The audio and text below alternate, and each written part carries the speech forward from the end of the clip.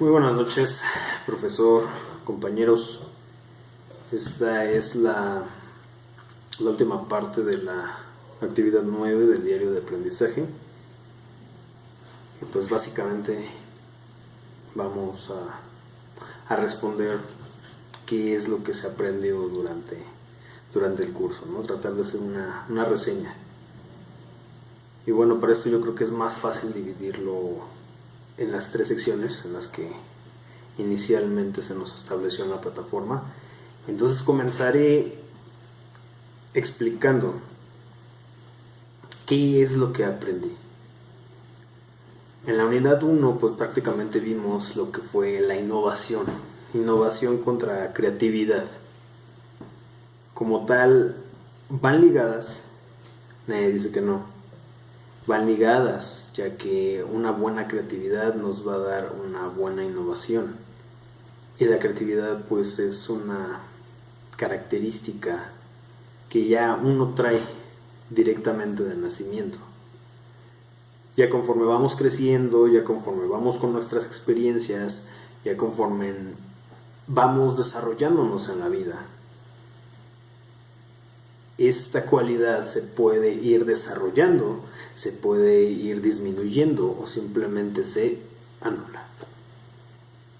Y como tal, pues la creatividad es precisamente eso. La creatividad es esa capacidad de tomar distintas cosas y unirlas en un nuevo objeto, unirlas en una forma diferente. Y eso es precisamente lo que es la innovación. Innovación es buscar la manera de hacer una cosa o un proceso que ya existe o de una manera mucho mejor. Pero hablo de una mejora que sea útil para el usuario final, ya sea útil en tiempo, útil en costo, o simplemente cubra una necesidad de una forma mucho más fácil. Directamente a esto pues va ligado a cosas como los hemisferios cerebrales. Ya saben, hemisferio izquierdo, que es el lógico, hemisferio derecho, que es el creativo, y el desarrollo que tenemos en ambos nos dan pie a mencionar los 8 tipos de inteligencia. Yo ahora sí que todos los compañeros ya los identifican, ya saben, lógico-matemática, lingüística, sinestésica, musical, espacial, naturista. Y eso trajo muchas cosas nuevas, porque quitó esa idea arcaica, ambigua, de que simplemente si no podías resolver un problema de matemáticas y no podías formular identificar una sílaba tónica o simplemente entender el contexto de una lectura, eras alguien tonto. Y posteriormente, gracias a esta innovadora forma de pensar, gracias a este personaje, Gardner, que logró establecer estas 8 inteligencias, es como se han podido hacer avances en la educación en muchísimos países y se han obtenido muy buenos resultados, y esperemos que en algún futuro México sea también de esos países. En la segunda parte del diario se introdujo un término que yo en lo particular yo no había escuchado, que es la economía naranja. Y bueno, es raro. ¿Por qué es raro? Porque no estás acostumbrado a escuchar una palabra como economía junto a un color cualquiera que fuere. Pero es algo que existe, es una realidad hoy en día. La economía naranja simplemente es el unir personas, el unir grupos, y hacerlas coexistir de una manera en la que se pueda transformar una idea en un producto, en un bien comerciable que pueda obtener una ganancia y que pueda ser de utilidad para la sociedad en la que vivimos. Pero nos estaremos preguntando, ¿por qué naranja? ¿Por qué no otro color? Y es precisamente porque naranja se asocia mucho con la cultura, se asocia con la identidad, se asocia con la creatividad. Por eso es precisamente porque se le puso economía naranja. Y bueno, es importante tenerla en cuenta por una simple razón. La economía naranja está dando millones y millones de empleos en el mundo. Y eso es precisamente algo que se necesita. Gracias a esto es lo que ha mantenido tantos cambios tecnológicos hoy en día. Los cambios tecnológicos que generamos ahora van a generar cambios tecnológicos y avances e innovaciones tecnológicas en un futuro. Y ese futuro va a dar pie a más innovación, a más campos de trabajo, a nuevas profesiones. Va a haber algunas profesiones que van a ir desapareciendo, van a haber otras que se van a ir formando. Y es importante conocerlo, porque tal vez no tanto por nosotros, obviamente sí es por nosotros, porque todavía, bueno, a muchos de nosotros nos queda mucho tiempo de vida, o esperemos que sí. Pero pues hay que pensar principalmente en las nuevas generaciones que vienen, y en las nuevas generaciones entran los hijos de muchos de ustedes. Entonces por eso es importante conocerla. Y esto va directamente ligado a otro tema que vimos, que son las tribus urbanas. ¿Pero qué son las tribus urbanas? Simplemente una tribu urbana, definido por un autor, es una fragmentación social en nuestro tiempo actual. ¿A qué me refiero con esto? Son un grupo de personas o de diferentes edades, las cuales persiguen una misma ideología, persiguen una misma forma de pensar. Y eso lo hacen válido mediante vestimentas, mediante tipos de lenguaje, colores o cualquier símbolo. A eso me refiero. Pero, ¿de dónde vienen estas tribus?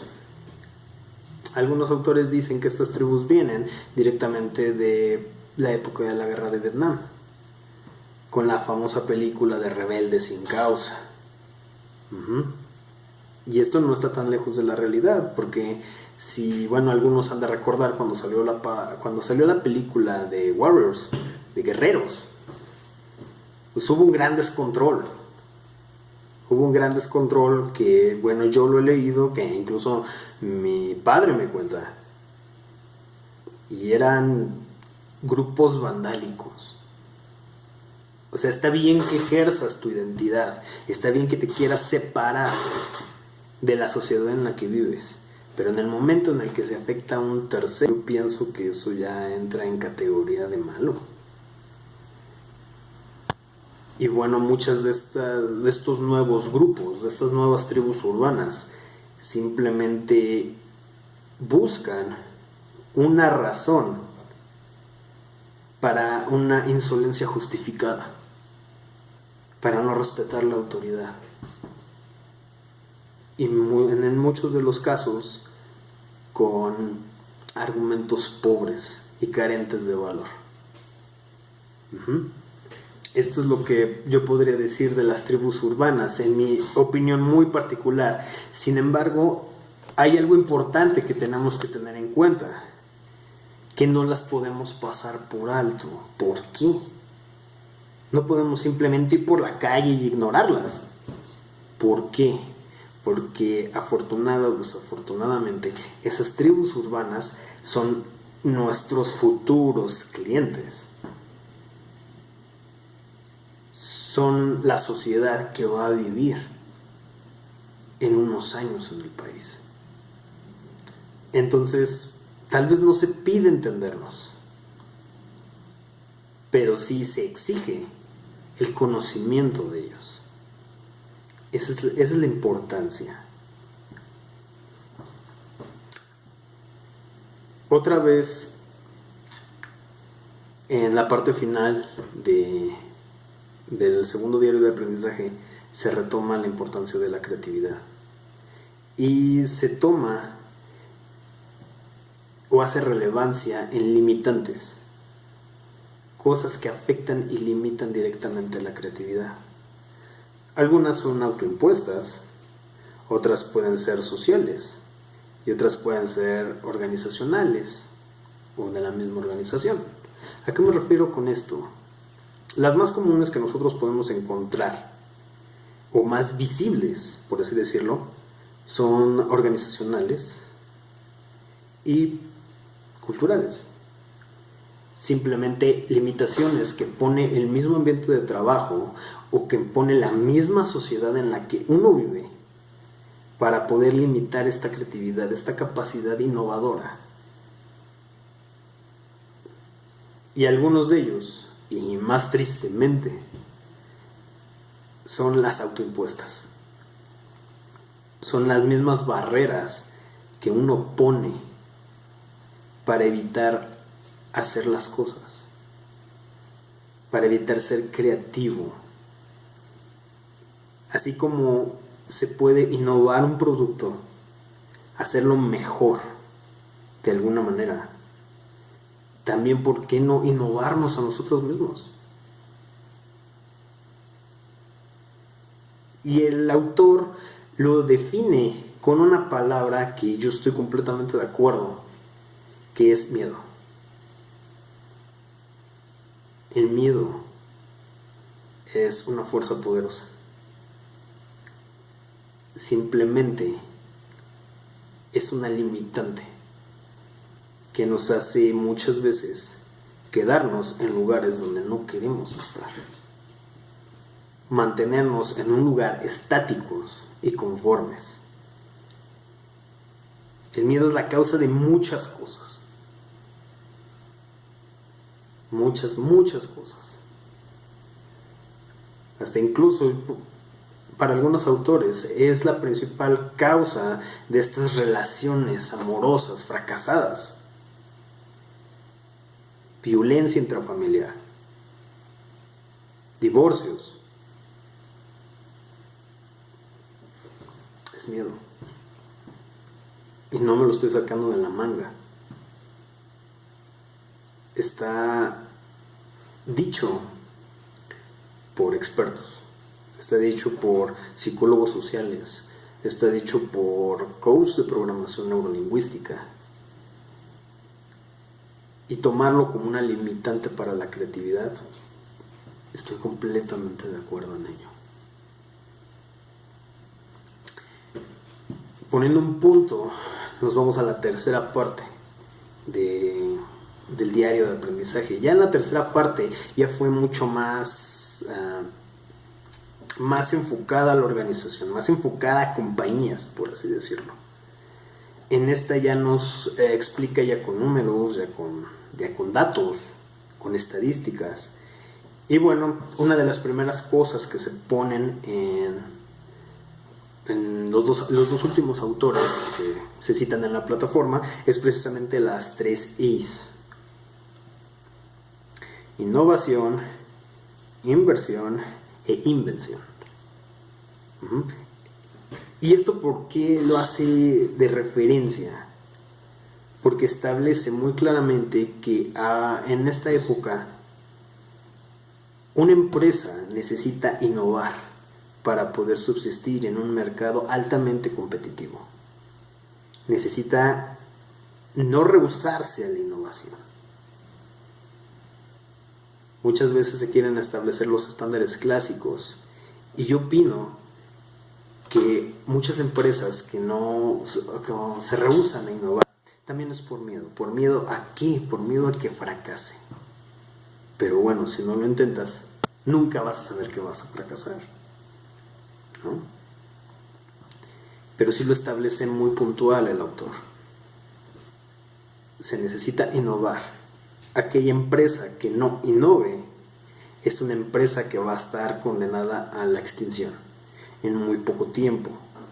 Y aparte de eso, no solamente se trata de innovar, no se trata simplemente de tomo esto, lo hago mejor y ¡pum! Ya estoy arriba de la cadena alimenticia. No es tan simple, porque existe la reproducción, existe la copia.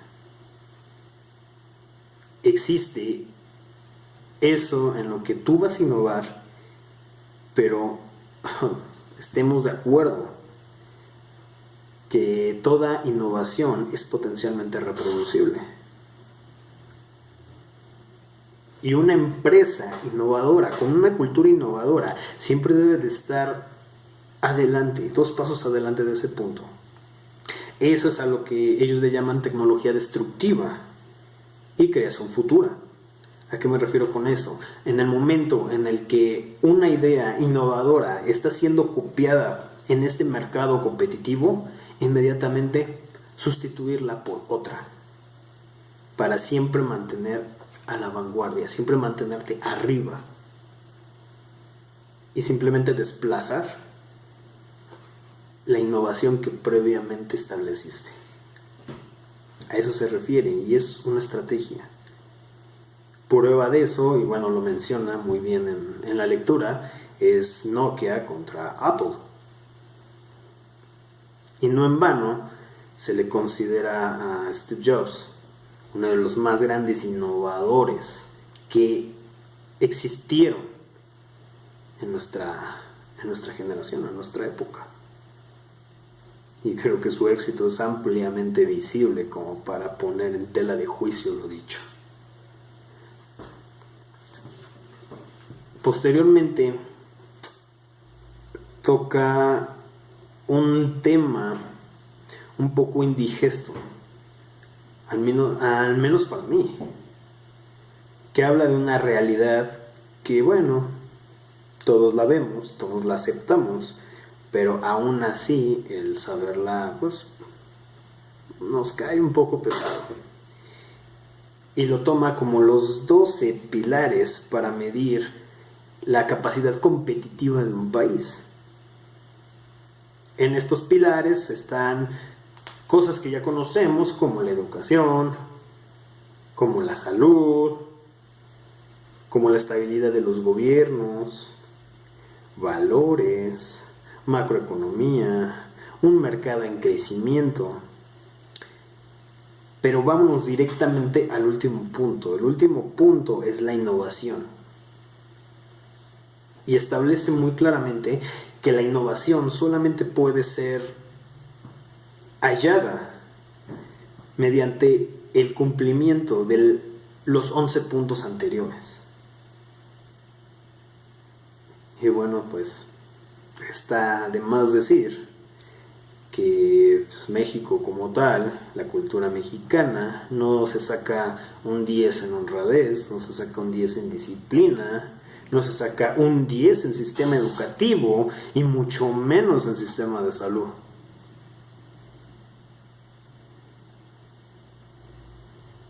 Es una realidad. No en vano nos llaman tercermundistas, ¿o no? Pero bueno, esto va ligado directamente con las culturas empresariales. Se toma en base esto para que el autor defina la importancia de una cultura innovadora dentro de la empresa. Esta cultura innovadora se va a basar precisamente en respeto, se va a basar en disciplina, se va a basar en tolerancia, se va a basar en capacitación, en una unión fuerte entre sus partes. En eso es en lo que se va a basar. Y es lógico. La empresa debe de buscar no solamente el objetivo económico. Con el simple objetivo económico no impulsas a la gente. Necesitas buscar intereses, necesitas buscar ideas en común, objetivos que compartan. En el momento en el que tú puedas tener los objetivos y el interés común en tus integrantes, van a avanzar juntos. Y el dinero va a llegar solo. Esa es la importancia de una cultura innovadora en las empresas. De ahí en fuera, ya después de esto, simplemente se habla de un proyecto, de la forma de elaborar un proyecto, un plan de proyecto para una innovación. De eso se trata básicamente la última parte del tercer diario. Aquí esta parte pues simplemente se lo desglosa en 12 puntos. Estos 12 puntos van desde el inicio, estos 12 puntos van desde cómo gestionar, cómo estimar los costos, la infraestructura, cómo elegir el adecuado equipo de trabajo. En eso se basan estos 12 puntos. Y más que nada, todo que vaya de una forma coherente, controlada y enfocada hacia un plan de calidad, a manera que al final se pueda obtener la aceptación del cliente. Y siempre tomando en cuenta qué es lo que el cliente espera de este plan de innovación. Esto es sumamente importante. Y yo podría considerar que esto es básicamente lo principal que yo aprendí, que yo me llevo de la materia de innovación. Para responder a la siguiente pregunta de qué problemas me causó, pues en sí no me causó grandes problemas. Yo ya tenía un concepto más o menos general de lo que era innovación, de la diferencia que era con la creatividad. La economía naranja, pues sí, me tomó por sorpresa, pero tampoco es un término que digas, necesito pasar horas leyendo para poder entender qué es y su importancia. Algo que sí, tal vez yo podría meterlo como obstáculo y a la vez como crítica, es el hecho de que la última parte, la última lectura del tercer diario, unidad 6 y 7, la lectura de la unidad 6 yo la considero muy sobresaturada inútilmente. ¿A qué me refiero con sobresaturada inútilmente? Me refiero a que tiene mucha paja, tiene mucha información innecesaria, mucha información que se podría resumir. Y gracias a eso se torna un poco aburrida. Y la lectura de la última unidad, de la unidad 7, yo no la consideraría como para ponerla en un segundo cuatrimestre. ¿Por qué yo no la consideraría? Por una simple razón. La lectura es demasiado pesada, es demasiado tediosa. Nadie dice que no, abarca temas importantes y abarca puntos importantes, pero se hace muy tediosa. Y al momento de hacerse tediosa cansa y dificulta el entendimiento. Entonces yo pienso que se podría optar por otro autor con el mismo tema, pero que fuera más dinámico. Esa sería mi dificultad que yo encontré, quizá.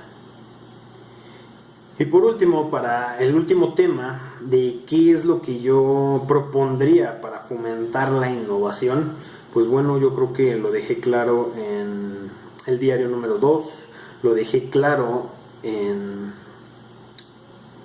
ahora sí que la parte que creo que yo también escribí del diario número 1, y lo voy a dejar muy claro en esta parte. Lo que se necesita para fomentar la innovación y el emprendimiento es educación.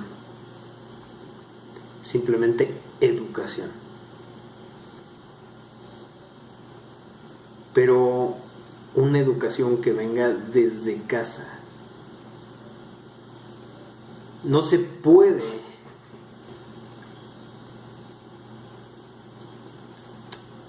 fomentar esto después.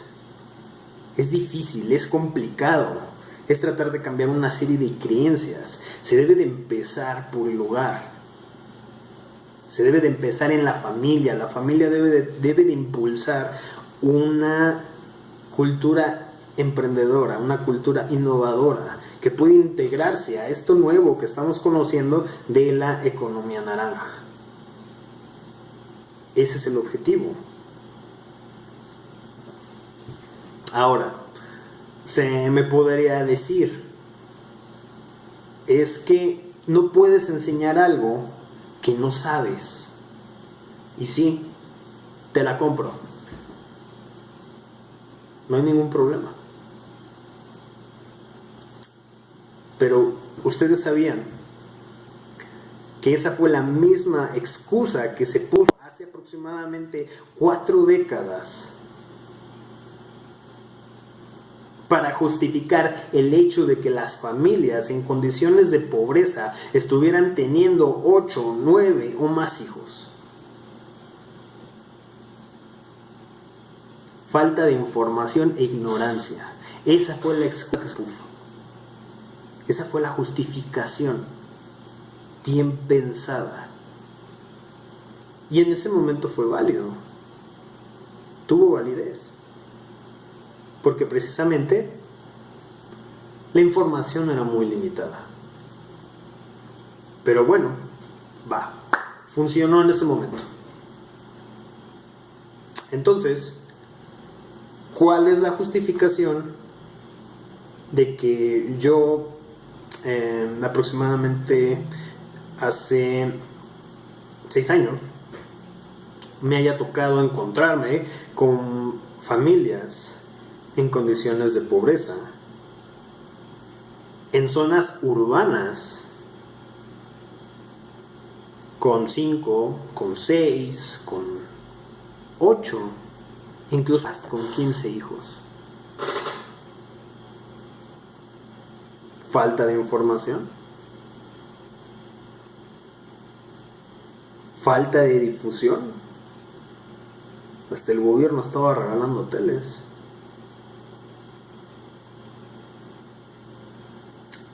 El problema que yo encuentro en este punto es que se nos ha dado la tecnología, se nos ha dado estos avances tecnológicos, estas innovaciones, sin un instructivo, sin decirnos para qué es, sin infundirnos eso de para qué lo tengo que usar. Entonces está saliendo contraproducente, porque la tecnología, porque este nuevo alcance, esta ruptura de barreras que está viendo actualmente nuestra sociedad, simplemente está creando personas ambiguas, personas superfluas, personas tontas e ignorantes. Es lo único que está creando. Personas carentes de curiosidad. Y discúlpenme, pero esa introducción de una tecnología ciega, sin un propósito definido, es una de las principales causas que están matando la creatividad.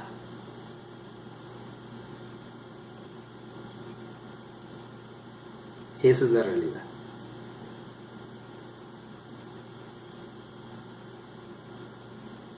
El Facebook, WhatsApp, Snapchat y todo lo que ustedes gustan llamar red social, en la mayoría de los casos, no digo en todos, ni en todas las personas, pero en la mayoría de los casos se utiliza con fines de morbo. Nada más. Para ver qué hace la demás gente. Y tal vez en un inicio la idea era esa, conectar a la gente. Pero no se pensó en las posibles consecuencias de simplemente lanzarlo a la sociedad sin un porqué definido.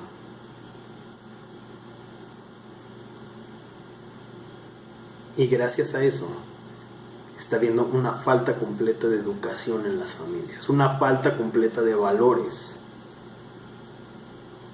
una falta completa de ambición.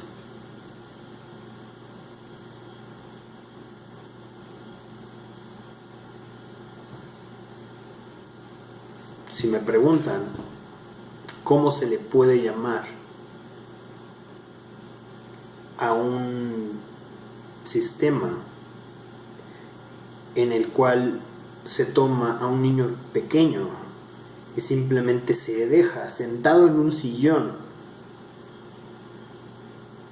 con un aparato inteligente viendo caricaturas tontas y sin sentido casi 3/4 partes del día,